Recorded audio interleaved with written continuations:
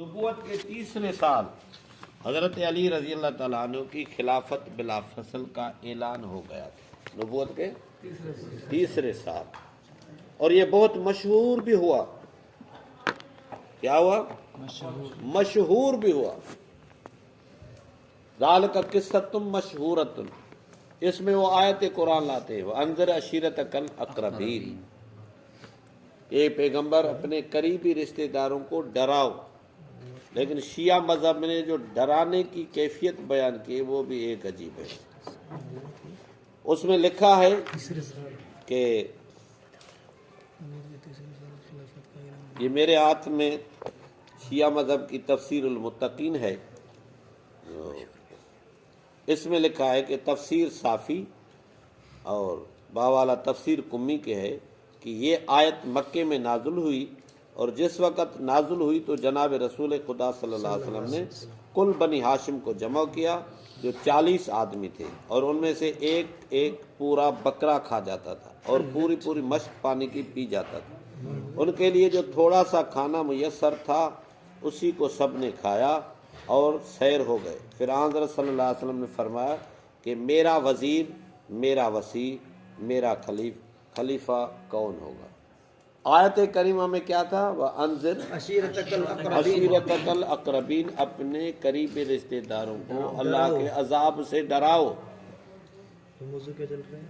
اور ڈرایا کیسے؟ کہ میرا وزیر، میرا وصی، میرا خلیفہ کون ہوگا، یہ ڈرانا ہے۔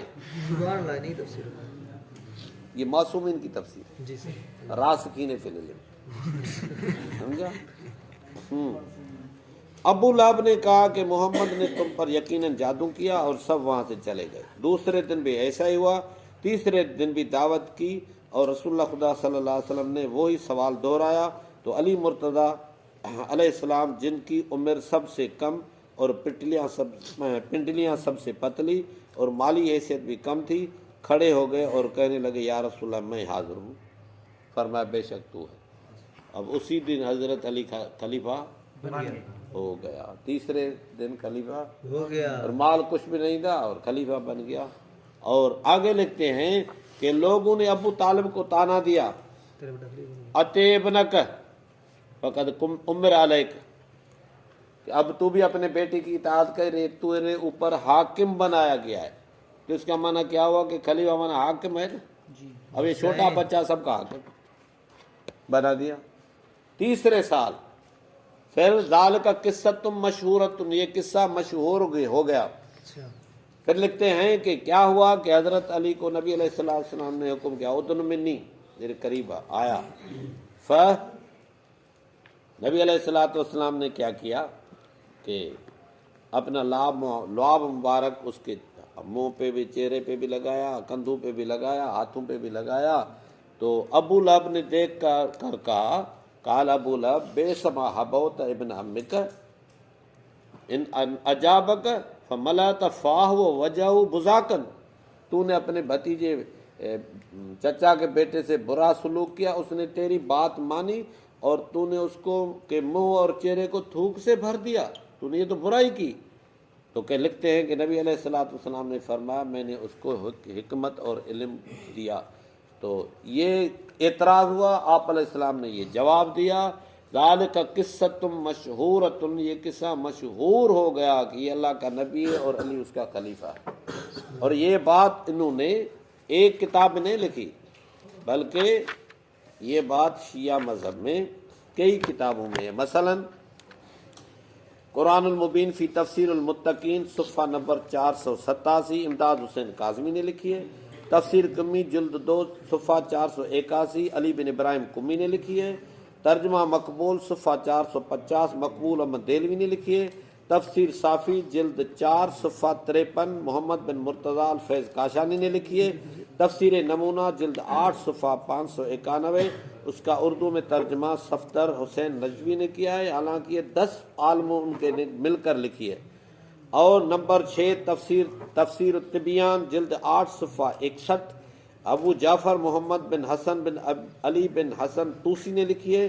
اور البرہان فی تفسیر القرآن جلد 3 صفحہ 91 بانے پر ہاشم حسینی بحرانی نے لکھی ہے۔ اور تفسیر نور الثقلین جلد 4 صفحہ 67-68 پر عبد علی بن جمعہ العروسی نے لکھی ہے۔ تفسیر کبیر منہج الصادقین جلد 6 صفحہ 488 ملا فتح اللہ بن شکر اللہ کاشانی نے لکھی ہے۔ مجمع البیان فی تفسیر القرآن جلد 7 صفحہ 206 شیخ ابن علی الفضل بن حسن طبرسی نے لکھی ہے۔ تلاش حق صفحہ 94-95 پر شرف الدین موسوی نے لکھی ہے۔ ترجمہ فرمان علی صفحہ 449-50 پر فرمان علی شیعہ نے لکھی ہے۔ تفسیر المیزان جلد 15 صفحہ 475-76 پر محمد حسین طباطبائی نے لکھی ہے۔ علل الشرال جلد 1 صفحہ 207-8 پر شیخ الجلیل محمد بن علی بابوی قمی نے لکھی ہے۔ شیعت کا مقدمہ اشاعت نمبر 14 صفحہ 149 حسین الامینی نے لکھی ہے۔ تفسیر فرات جلد 1 صفحہ 109 فرات بن ابراہیم کوفی نے لکھی ہے۔ تفسیر جوامع الجامع جلد 2 صفحہ 693 شیخ طبرسی نے لکھی ہے۔ شیعہ مذہب کے 17 کتابوں میں یہ بات لکھی ہوئی ہے کہ حضرت علی رضی اللہ تعالیٰ عنہ کی خلافت بلا فصل کا نبوت کے 30 سال اعلان ہو گیا تھا، اور یہ قصہ مشہور بھی ہو گیا تھا۔ اس رخ کو کوئی پڑھے گا سمجھے گا کہ یہ بات سچی ہے، لیکن اگلے رخ کو پڑھے گا تو یقین کرے گا تو یہ ساری بات جھوٹی ہے۔ سمجھا؟ اب آگے دیکھتے ہیں کہ کیا لکھا ہے۔ دوسرے رخ میں کہ خلافت حضرت علی المرتضی رضی اللہ تعالیٰ عنہ کا حکم آخر میں آیا تھا۔ کیا آیا تھا؟ آخر میں آیا تھا۔ یہ آپ پر پورا دین پہلے پہنچا، اور اللہ تعالیٰ نے فرمایا آپ نے پورا دین پہنچائے، وہ بقی فریضتان، باقی 2 فرض باقی ہیں، فریضت الحج و فریضت الخلافت والولایت۔ 2 فرض باقی ہیں، حج بھی نہیں بتایا اور خلیفہ بھی نہیں بتایا۔ اب جاؤ حج پہ، حج بھی کرو، اور ادھر جا کے لوگ ہر طرف کے ادھر آئیں گے، خلیفے کا اعلان کرو۔ لکھا ہے کہ اللہ تعالیٰ نے نبی کو حکم دیا، نبی علیہ السلام نے اعلان کیا بھائی میں حج پہ جا رہا ہوں، جو مسلمان چل سکتا ہے کوشش کرے چلے۔ تو نبی علیہ السلام کے ساتھ حج کو سیکھنے کے لیے صحابہ کرام جوک در جوک آئے، اور لکھا ہے کہ مدینے اور آس پاس کے تقریباً 1,24,000 صحابہ تھے، اور یمن اور دوسرے طرف سے جو آئے ہوئے تھے سارے مل کر ایک روایت کے مطابق 1,44,000 صحابہ تھے جو حج پہ رسول کے ساتھ تھے۔ لکھتے ہیں کہ جب نبی علیہ السلام عرفے کے میدان میں پہنچے، 9 ذوالحج تھی، جمعے کا دن تھا، تو حکم آیا، جبرائیل نے حکم لایا کہ اللہ تعالیٰ کا حکم ہے کہ ادھر علی کی خلافت کا اعلان کرو۔ لکھتے ہیں کہ نبی علیہ السلام نے سوچا کہ میں جو اعلان کروں گا تو لوگ تو مانیں گے ہی نہیں، تو رسول پاک رونے لگے۔ حضرت آنکھ قطر گریس کے ریش مبارک تر شد، اتنے روئے کہ داڑھی بھی گیلی ہو گئی رونے سے کہ خلافت کا اعلان کرو۔ نبی کہہ رہا ہے کہ کیسے کروں، رونے لگا۔ تو جبرائیل نے کہا یا رسول اللہ، اللہ کے حکم پر روتے ہو؟ کہا جبرائیل ایسی بات نہیں، اللہ جانتا ہے کہ میں نے توحید اور رسالت کو پہنچانے میں قریش سے کتنی تکلیفیں برداشت کی ہیں، اب جو میں علی کو خلیفہ بناؤں گا یہ مانیں گے؟ میں کیا کروں؟ تو جبرائیل واپس چلا گیا۔ پھر منا میں آپ پہنچے تو ادھر جبرائیل آئے، پھر کہا اللہ کا حکم ہے ادھر پہنچاؤ۔ تو نبی علیہ السلام نے پوچھا کہ اللہ تعالیٰ مجھے لوگوں سے بچائے گا؟ تو جبرائیل نے جواب دیا ایسی بات اللہ تعالیٰ نے نہیں فرمائی ہے۔ تو فرمایا پھر میں کیا کروں؟ پھر بھی اعلان نہیں کیا۔ پھر مکے سے نکلے تو قرال غمیم ایک علاقہ تھا، بڑا میدان تھا، ادھر جبرائیل آیا کہ ادھر اعلان کرو، بڑا مجمع ہے اور میدان بھی بڑا ہے، ادھر علی کی خلافت کا اعلان کرو۔ تو پھر نبی علیہ السلام نے پوچھا کہ اللہ تعالیٰ مجھے لوگوں سے بچائے گا؟ تو کہا ایسی بات اللہ نے نہیں فرمائی۔ نبی نے فرمایا پھر میں کیا کروں؟ پھر جبرائیل واپس گیا۔ پھر کہتے ہیں کہ جب خم غدیر تک پہنچے، یہ 18 ذوالحج کا دن تھا۔ اب یہ بھی سچ سنو کہ 18 ذوالحج کا دن تھا، جمعے رات کا دن تھا۔ 9 ذوالحج تھا، جمعے کا دن، اور 18 ہو گیا جمعے رات کا دن۔ اس ہفتے میں 11 دن بن گئے اس ہفتے میں. یہ کبھی 11 دن ہفتے میں ہوئے؟ نہیں. ہاں بھائی یہ دیکھو. جمعے کا دن ہے 9 ذوالحج، تو جمعہ ہوگا 16 کو، 17 کو ہفتہ اور 18 کو اتوار. سمجھا؟ تو یہ ہفتہ ان کا بڑھ گیا، اتوار نہیں آیا پھر بھی جمعرات آیا. یہ دین ہے، یہ سچ ہے. یہ راسخین فی العلم کے شیعہ مذہب میں اقوال ہے اور معصومین کے قول ہے. سمجھا؟ جی. آگے لکھا ہے کہ ادھر جبرائیل آیا، تو آیا کس انداز سے یہ بھی سنو. فَأَتَى جبرائیل ما مزت النہار 5 ساعات بالزجر والانتحار والعصمت. جبرائیل آیا تو جھڑک کے ڈانٹے ڈپٹے کے دے کر کہا کہ اللہ کا حکم ہے، یا ایھا الرسول بلغ ما انزل الیک من ربک وَإِن لَّمْ تَفْعَلْ فَمَا بَلَّغْتَ رِسَالَتَهُ وَاللَّهُ يَعْصِمُكَ مِنَ النَّاسِ. اے نبی، اے رسول، اللہ کا حکم ہے کہ پہنچاؤ، علی کی خلافت کا اعلان کرو. اگر نہیں کیا تو دین کا کوئی کام نہیں کیا، اور اللہ تجھے لوگوں سے بچائے گا. علی کی خلافت کا اعلان کرو کہ یہ علی میرا خلیفہ ہے، جو اس کو مانے تو مومن، جو انکار کرے تو کافر، جو اس کی بیعت میں ملاوٹ کرے تو وہ مشرک. اس طرح کھل کر اعلان کرو، میں تیری حفاظت کروں گا، ضمانت ہے. تو پھر لکھتے ہیں کہ نبی علیہ الصلوۃ والسلام نے مجبور ہو کر لوگوں کو جمع کیا. صلاۃ جامعۃ، نماز کا وقت ہے، کھڑے ہو جاؤ. اور گرمی تھی سخت اور کوئی سایہ نہیں تھا. ادھر رسول اللہ صلی اللہ علیہ وسلم نے لوگوں کو جمع کر کے کھڑا کیا اور کہا کہ علی کا ہاتھ بازو پکڑ کر کہا من کنت مولا فہذا علی مولا. یہ خلیفے کا اعلان کیا. حکم کیا تھا؟ خلافت کا. کہ کہو کہ علی میرا خلیفہ ہے، جو مانے تو مومن، جو انکار کرے تو کافر، جو ملاوٹ کرے وہ مشرک. پھر بھی من کنت مولا مبہم لفظ بول کر رسول نے جان چھڑائی. اللہ نہیں میری مانتا، میں کیا کروں؟ اب شیعوں نے کہا ہاں یہ خلیفہ ہوگا، یہ اسی سے خلیفہ بنا تھا. سمجھا؟ اس رخ کو سامنے رکھو کہ رسول کو ڈانٹے ڈپٹے جھڑکے دے کر، یہ لفظ لفظ کے ہم ذمہ وار ہیں. یہ سارے فوٹو اسٹیٹ ہم نے اس پہ لگائے ہیں. سمجھا؟ اصل کتابوں کے صرف حوالے نہیں ہیں.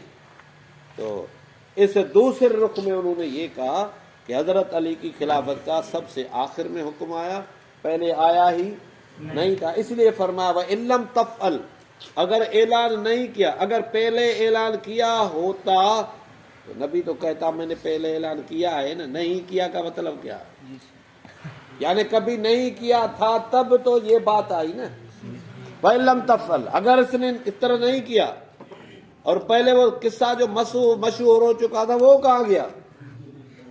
اور یہ بات شیعہ مذہب کے ایک کتاب میں نہیں، کئی کتابوں میں، مثلا تفسیر نور الثقلین جلد 1 صفحہ 652 تا 655 پر عبد علی بن جمعہ عروسی نے لکھی ہے، اور تفسیر انوار النجف جلد 5 صفحہ 139 تا 145 تک غلام حسین نجفی جاڑا نے لکھی ہے. القرآن المبین یعنی تفسیر المتقین صفحہ نمبر 153 پر امداد حسین کاظمی شیرازی نے لکھی ہے. ترجمہ مقبول میں 188 صفحے پر مقبول احمد دہلوی نے لکھی ہے، اور تفسیر المیزان جلد 6 صفحہ 61 تا 86 تک محمد حسین طباطبائی نے لکھی ہے. البرہان فی تفسیر القرآن جلد 1 صفحہ 488 تا 490 تک ہاشم الحسینی بحرانی نے لکھی ہے. تفسیر الطبیان جلد 3 صفحہ 587 تا 588 تک ابو جعفر محمد بن حسن بن علی بن حسن طوسی نے لکھی ہے. تفسیر کبیر منہج الصادقین جلد 3 صفحہ 273 سے 275 پر تک ملا فتح اللہ بن شکر اللہ کاشانی نے لکھی ہے. اور تفسیر نمونہ جلد 3 صفحہ 175 تا 186 تک 10 علماء شیعہ مذہب کے انہوں نے لکھی ہے. اور تفسیر صافی جلد 2 صفحہ 51 تا 58 تک محمد بن مرتضیٰ الحسن فیض کاشانی نے لکھی ہے. اور ترجمہ و تفسیر فرمان علی میں صفحہ 142 اور دوسری جگہ 265 پر فرمان علی شیعہ نے لکھی ہے. حق الیقین فارسی صفحہ 96 تا 102 تک ملا باقر مجلسی نے لکھی ہے. شیعت کا مقدمہ اشاعت نمبر 4 صفحہ اشاعت نمبر 4 اور 2004 کی چھپی ہوئی صفحہ نمبر 145 پر حسین الامینی نے لکھی ہے۔ تفسیر قمی جلد 1 صفحہ 162 پر علی بن ابراہیم قمی نے لکھی ہے۔ تفسیر عیاشی جلد 1 صفحہ 322 پر محمد بن مسعود بن عیاش نے لکھی ہے۔ امالی شیخ صدوق صفحہ جلد 1 صفحہ 355 پر شیخ صدوق ابن بابوے نے لکھی ہے۔ احتجاج طبرسی جلد 1 صفحہ 70 پر ابو منصور احمد بن علی بن ابی طالب طبرسی نے لکھی ہے۔ الجوامع جلد 1 صفحہ 312 پر ابو علی الفضل بن حسن طبرسی نے لکھی ہے۔ مجموع البیان جلد 3 صفحہ 159 پر ابو علی الفضل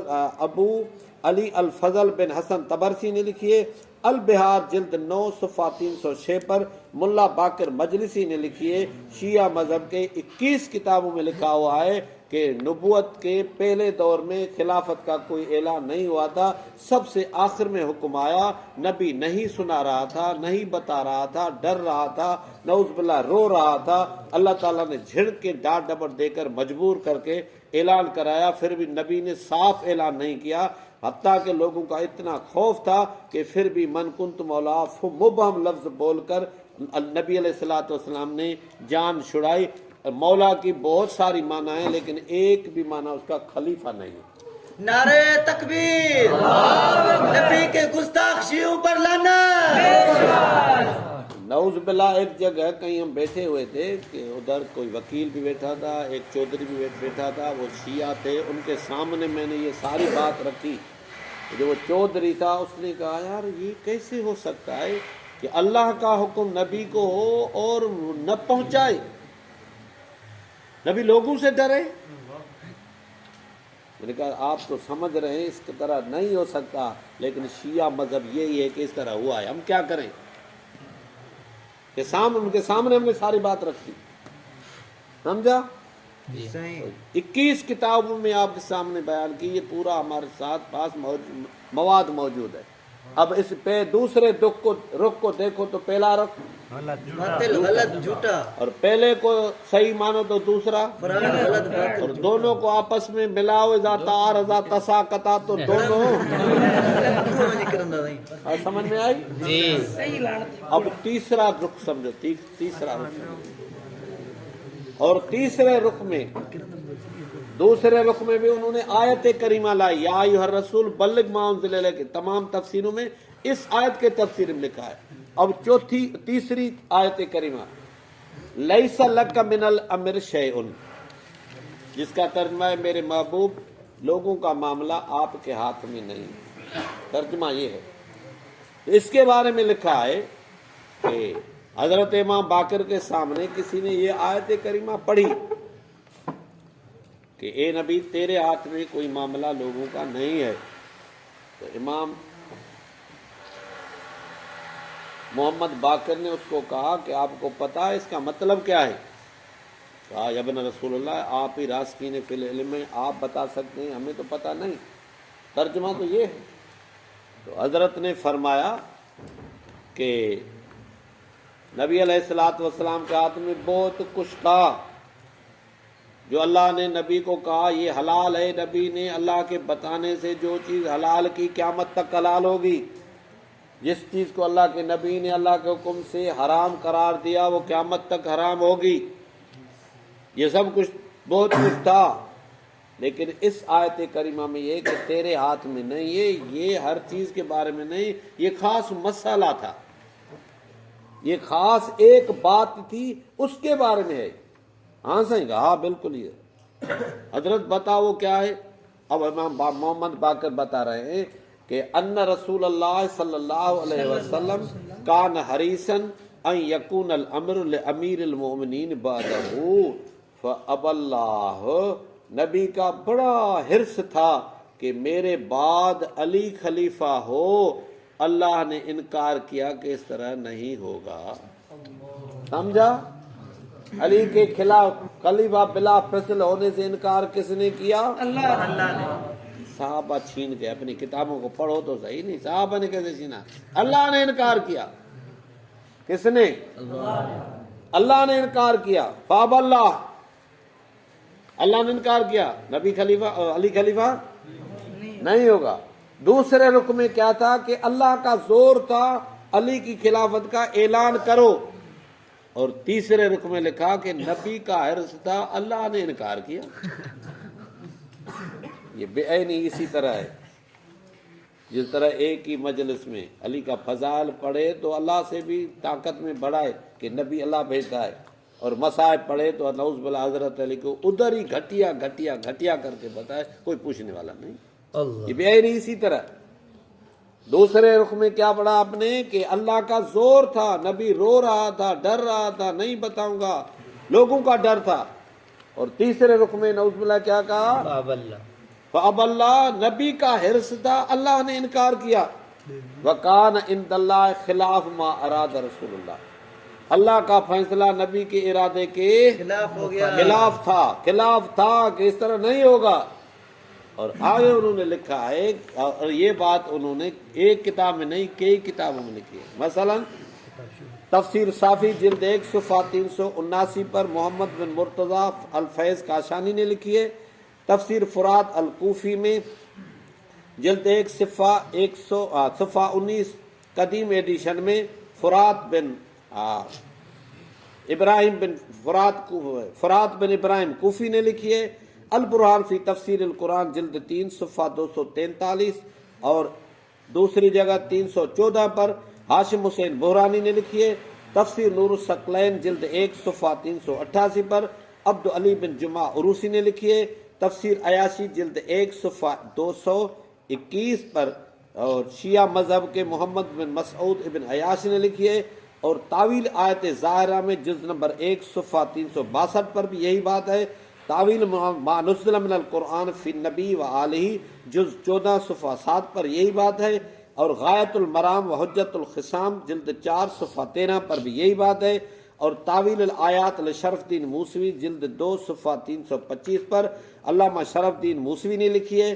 مستدرک فی سفینۃ البیار جلد 1 صفحہ 10 اور صفحہ 324 پر بھی یہی بات موجود ہے۔ تفسیر صافی جلد 1 صفحہ 170 پر الفیض کاشانی نے لکھی ہے۔ اور البہار جلد نمبر 6 صفحہ 195 پر ملا باقر مجلسی نے لکھی ہے۔ شیعہ مذہب کے 12 کتابوں میں یہ بات لکھی ہوئی ہے کہ نبی کا حرص تھا کہ میرے بعد خلیفہ علی ہو، لیکن اللہ نے انکار کیا کہ علی نہیں ہوگا۔ تو صدیق اکبر نے تو ابو حضرت علی سے خلافت نہیں چھینی، اللہ نے ہی دینے سے انکار کیا تھا۔ شیعہ کوڑن کتن تے اگر یہ بات سچی ہے تو پہلے سارے رکھو، غلط یہ بات سمجھ میں آئی؟ جی صحیح، بھائی ہم تبلیغی لوگ ہیں، جی صحیح میں تبلیغ کر رہے ہیں۔ ہاں تب عبارت کیا تھی؟ ان رسول اللہ کان حریصا۔ یہ ساری آپ کو ادھر ملیں گے، فوٹو نکالو، سمجھا؟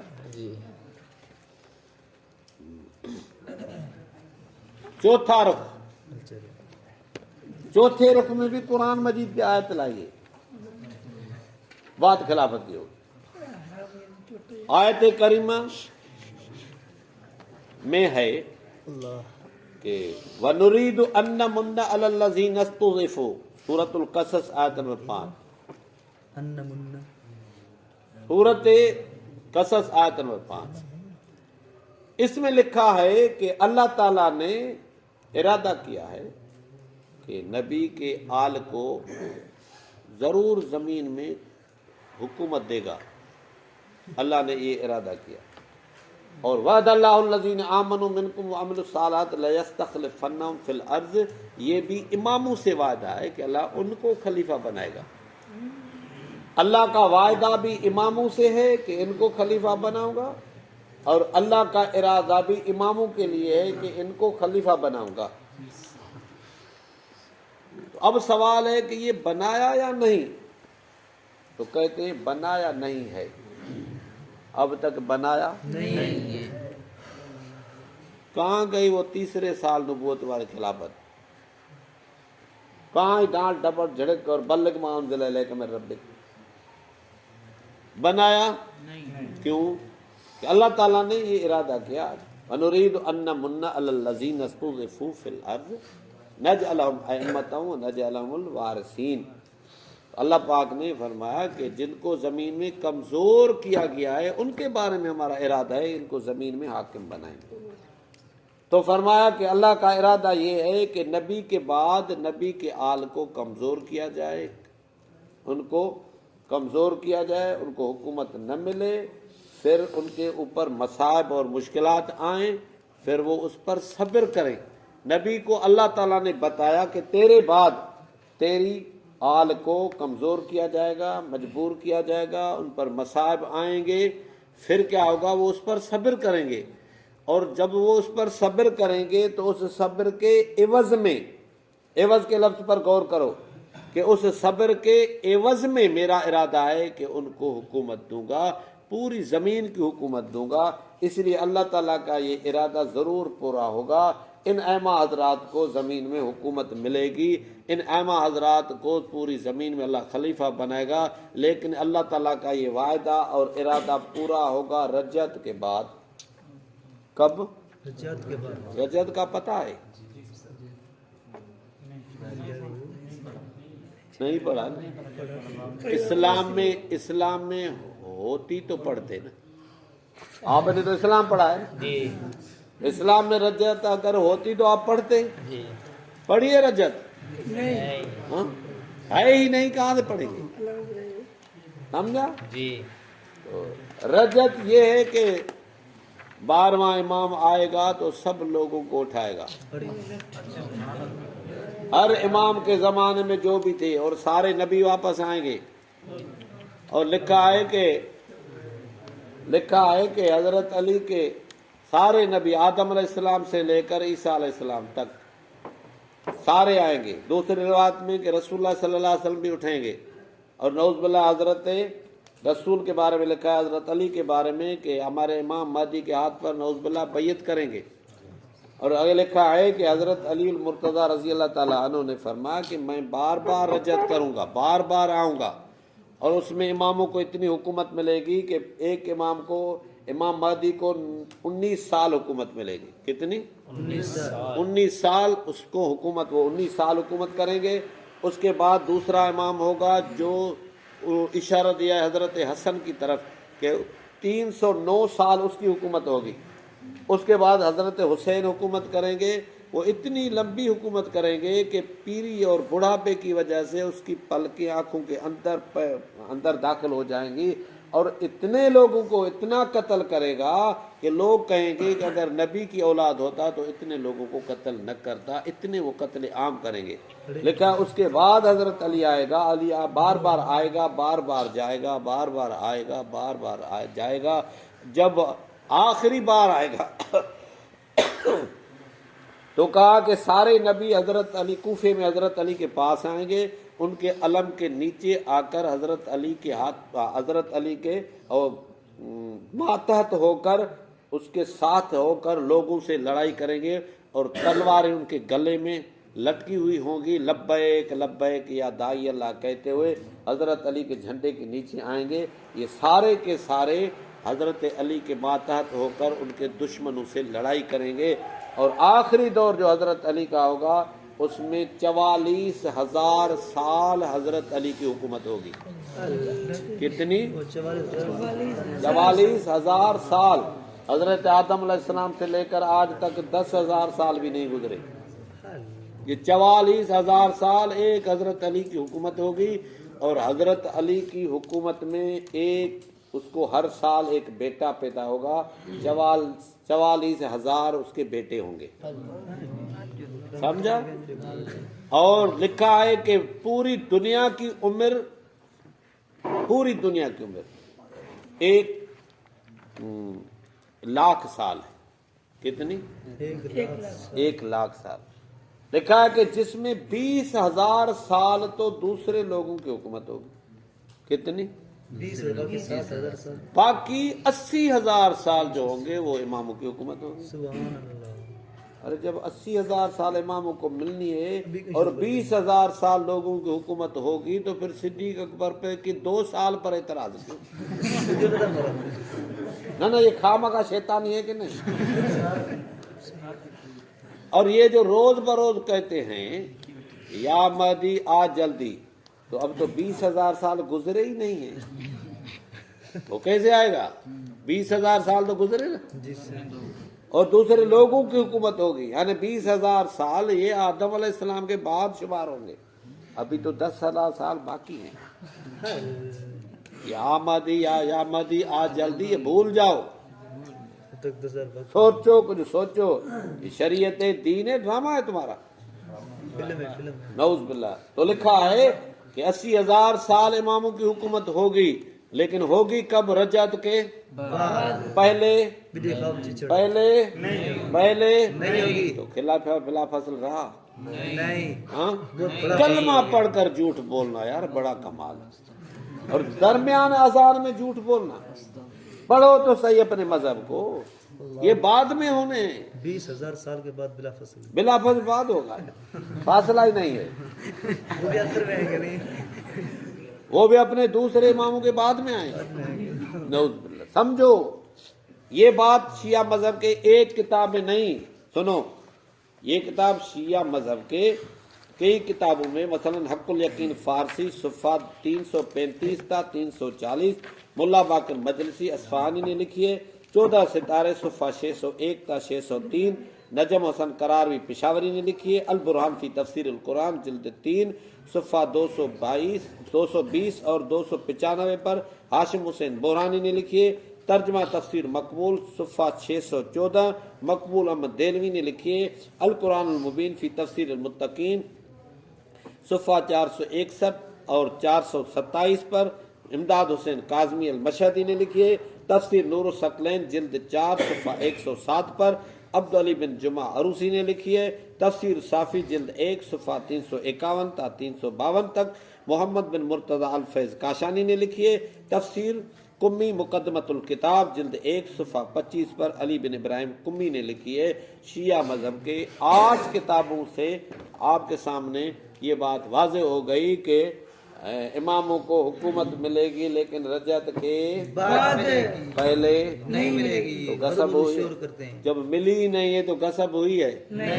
ہاں بھائی، جب بننا ہی باندھ میں تو خلیفہ بلا فصل ہے، سمجھو یار، سوچو، یہ ایسی چیزیں ہیں جو انتہائی تبلیغ کی چیزیں عام کرو، دوسروں تک پہنچاؤ، کوشش کرو، انشاءاللہ کریں گے کوشش۔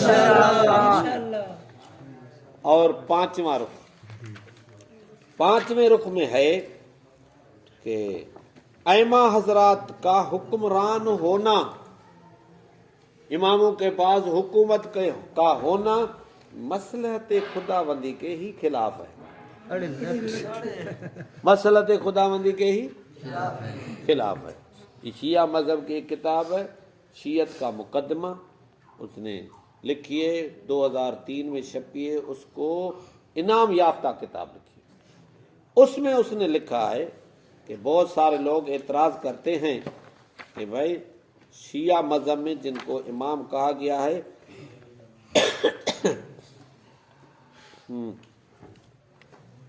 کہ شیعہ مذہب میں جن کو امام کہا گیا ان کے پاس حکومت تو نہیں تھی، لکھا ہے اکثر اہل سنت تحریراً تقریراً شیعہ اثنا عشریہ کے اماموں کے بارے میں کہتے ہیں کہ شیعہ جن کے امامت کے قائل ہیں ان میں صرف 2 کو حکومت مل سکی، لیکن شیعوں کے نزدیک گویا کہ ان دونوں کو بھی حکومت نہ ملی۔ راضی تھے وہ؟ نہیں، ہم نے اپنی طرف سے لکھا ہے بریکٹ میں، صرف 2 کو ملی، یہ بھی شیعہ مذہب کے مطابق صحیح نہیں تھی۔ آگے لکھتے ہیں باقی ائمہ حکومت سے محروم رہے، اس لیے انہیں امام کیسے تسلیم کیا جائے؟ جواب میں لکھتا ہے ہم شیعہ کہتے ہیں کہ یہ بات بھی کیوں نہ قرآن سے معلوم کرنی چاہیے کہ سابقہ امتوں میں جو لوگ امام ہوتے تھے کیا ان کے پاس حکومت بھی ہوتی تھی؟ یہ سوال کرتا ہے۔ قرآن اس سوال کا جواب بھی نفی میں دیتا ہے۔ کیا دیتا ہے؟ یعنی اماموں کے پاس حکومت نہیں، تو یہ جو بکواس کرتے ہیں کہ حق کے اماموں کا ہے، قرآن نفی کرتا ہے، خود کہا کہ قرآن اس کی نفی کرتا ہے۔ آگے لکھا ہے کہ کیونکہ جب نبی کے لیے حکمران ہونا شرط نہیں تو پھر امام تو نبی کا نائب ہوتا ہے، اس کے لیے حکومت کہاں سے شرط قرار دی گئی؟ माना नबी के लिए हुकूमत शर्त, नबी के होते हुए दूसरा हाकिम बन सकता है? शर्त नहीं है, तो दूसरा इमाम हाकिम बन सकता है। इसलिए कहा ना, क़ाल लहुम नबियुहुम इन्नल्लाह क़द बअस लकुम तालूत मलका, ये कुरान से भी साबित है। बात समझ में आई? आगे लिखता है कि अंबिया अलैहिस्सलाम के पास हुकूमत का न होना मसलते खुदाबंदी नजर आती है। अगर अंबिया के पास नबूवत के साथ हुकूमत भी होती तो बहुत सारे लोग महज उनकी हुक्मरानी की वजह से उनके साथ हो जाते, तो इस तरह वो इम्तिहान खत्म हो जाता जो खुदा अपने बंदू से लेना चाहता है। कुरान की रूह से इमाम बनने के लिए इल्म और अमल जरूरी है और बस।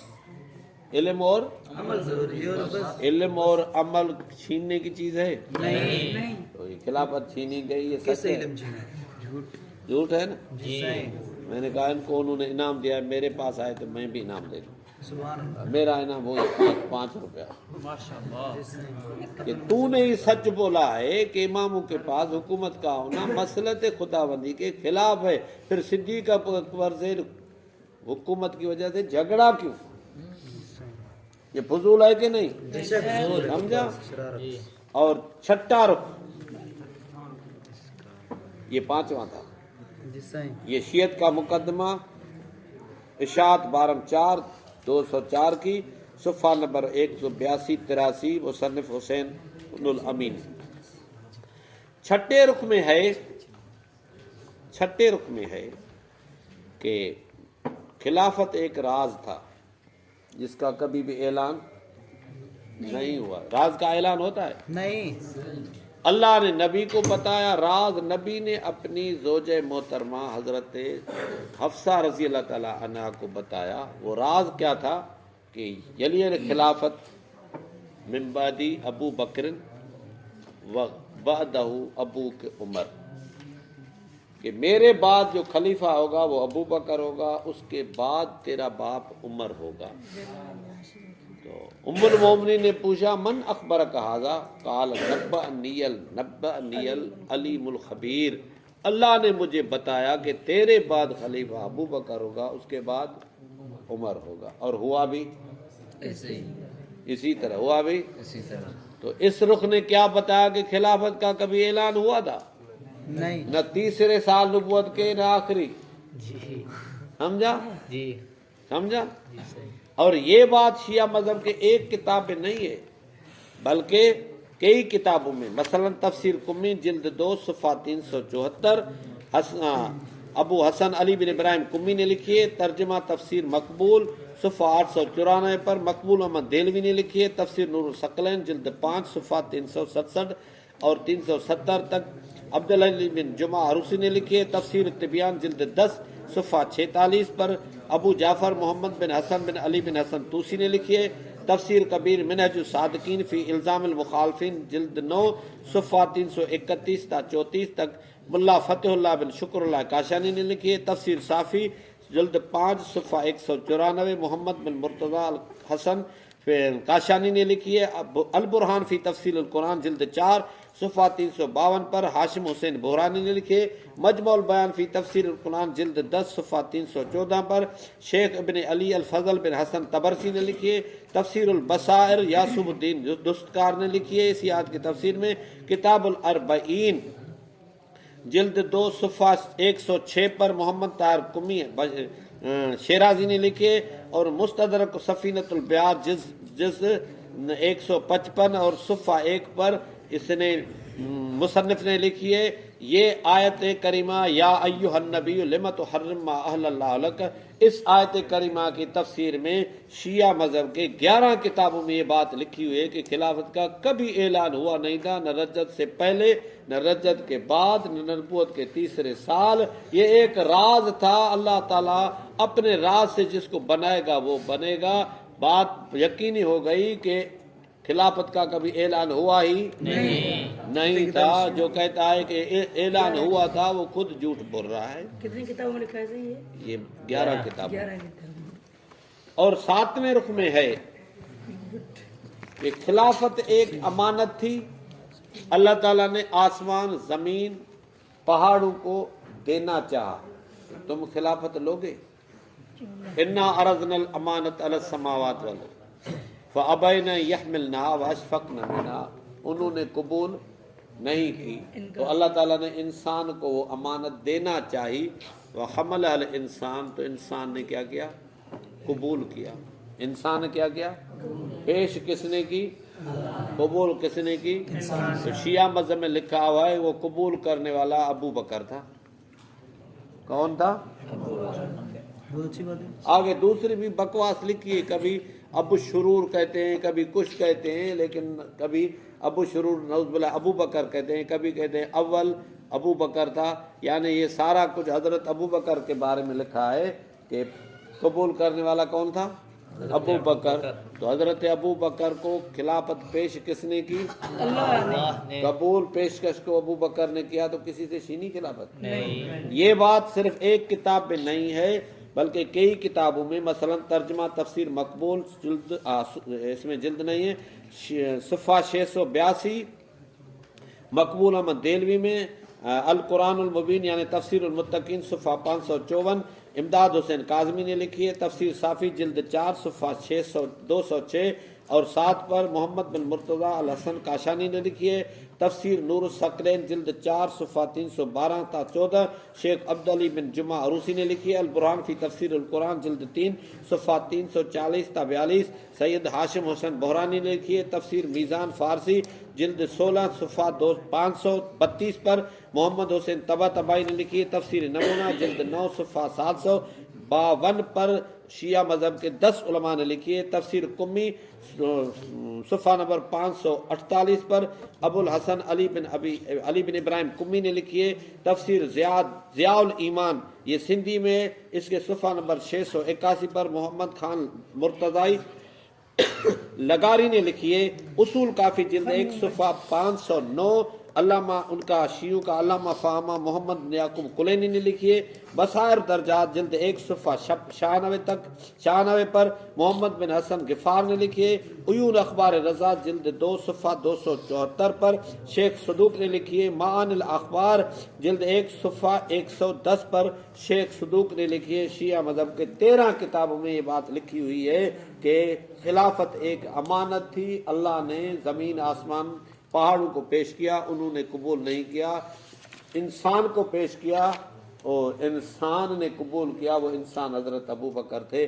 معلوم ہوا کہ صدیق اکبر نے کسی سے خلافت چھینی نہیں ہے۔ اگر یہ رخ صحیح ہے تو پہلے سارے جھوٹ، سمجھا؟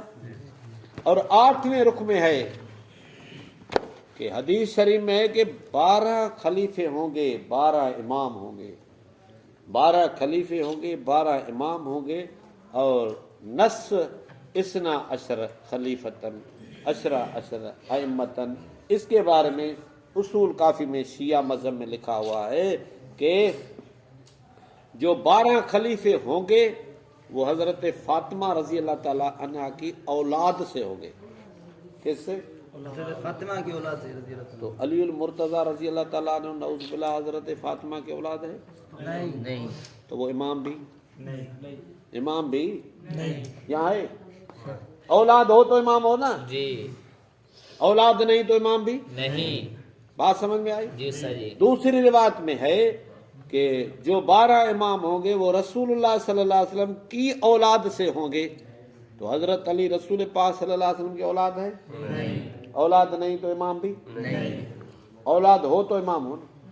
تیسری روایت میں ہے کہ نبی علیہ الصلوۃ والسلام نے فرمایا میرے بعد 12 خلیفے ہوں گے، میری اور علی کی اولاد سے ہوں گے، اور امام آگے امام کہتا ہے کہ جو 12 امام ہوں گے 12 امام ہوں گے، وہ 12 امام نبی اور رسول اور علی کی اولاد سے ہوں گے، وہما والدان، علی اور نبی 12 اماموں کے باپ ہوں گے، ان 12 میں خود شامل نہیں ہوں گے۔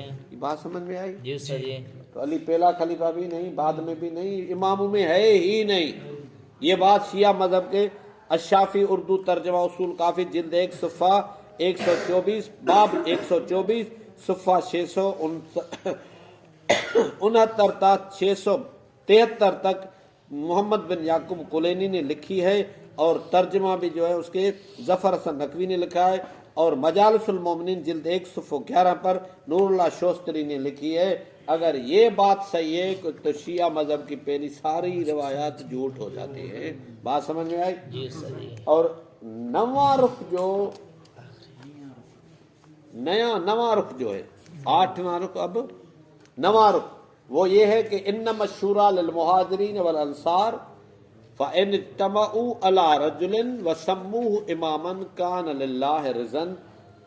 شورا کا حق مہاجرین اور انصار کو ہے، جس کو وہ خلیفہ بنائیں، اپنا امام تصور کریں، اس میں اللہ راضی ہے۔ خلیفہ مہاجر انصار بنائیں گے، دوسرا کوئی نہیں بنائے گا۔ اگر یہ رخ صحیح ہے تو شیعوں کے سارے رخ ہی غلط۔ سمجھا؟ جی اب ہم نے یہ اپنے فرصت کے مطابق یہاں تک ہی کام کیا ہے۔ اب ہم نے آگے لکھا ہے کہ شیعہ مذہب والوں کو دعوت ہے کہ اپنے مذہب کو پڑھو، سمجھو، سیکھو، غور فکر کرو، اور یہ 8 رخ ہم نے تحریراً آپ کے سامنے پیش کیے ہیں۔ اب شیعوں کا کام ہے کہ اس میں سچ کون ہے اور جھوٹ کون ہے وہ خود کریں، ہم کیوں کریں؟ جس نے بے شک ہاں، ہم پرائے مذہب کے بارے میں کچھ نہیں کہیں گے، وہ خود تحقیق کریں اور اس کسی اصول سے تحقیق کر کے ہمیں بتائیں کہ بھائی یہ 7 رخ جھوٹے ہیں، یہ 8واں صحیح ہے۔ جب کسی ایک رخ کو صحیح کہنے کے اوپر آئیں گے تو پھر ہم بھی اس کے در پہ پڑیں گے کہ وہ کتنا سچ ہے، وہ بھی جھوٹ ہی ہوگا۔ بے شک اللہ تعالی ہم اور آپ سب کو اسلام کو صحیح سمجھ کر اس کی اخلاص سے خدمت کرنے کی توفیق عطا فرمائے۔ اس کا نام کیا رکھا ہے؟